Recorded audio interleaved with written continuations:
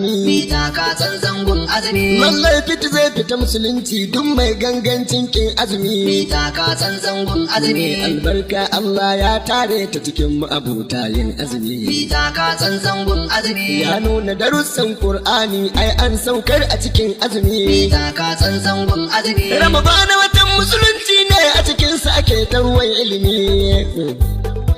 Shiryar raba ƙarya da gaskiya an sabkassar a cikin azumi. Mita ka san zangon azumi. Na kira shi watan manzanci ma ai sunan ya bi watan azumi. Mita ka san zangon azumi. Da daɗewa na so na yi waka da take zance a cikin azumi. Mita ka san zangon azumi. Su rashin ilimi da rashin hikima sun sani yawancin shari gumi. Mita ka san zangon azumi. Na roki ilahu ya yassarce min na yi wakar a bisa ilimi.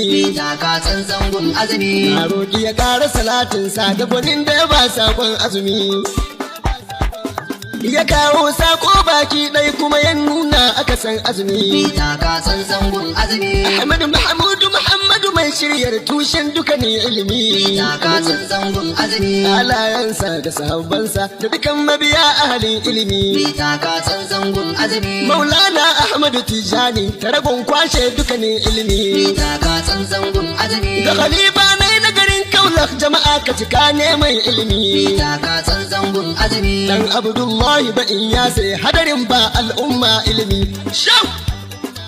Can Adamu ya kwaso ya bai in ɗauka kaina ya yi ƙarami. Mita ka san zangon azumi. Maulana Shehu na zangon na manin wasa a cikin azumi. Mita ka san zangon azumi. Ga Khalifa Muslim Sheikh Adam na ga halin yin waƙar azumi. Mita ka san zangon azumi. Na nemi ya min izini yayi ya rabbi ka hore min ilimi. Mita ka san zangon azumi. Ka sakan mini harshe kan shirya ko waje ya ƙara sanin azumi. Mita ka san zangon azumi. A fagen karɓa ballihu anni in samu kaso ko da karami. Mita ka san zangon azumi. Matafar nan ta shugaba Malik dan Anas nake wa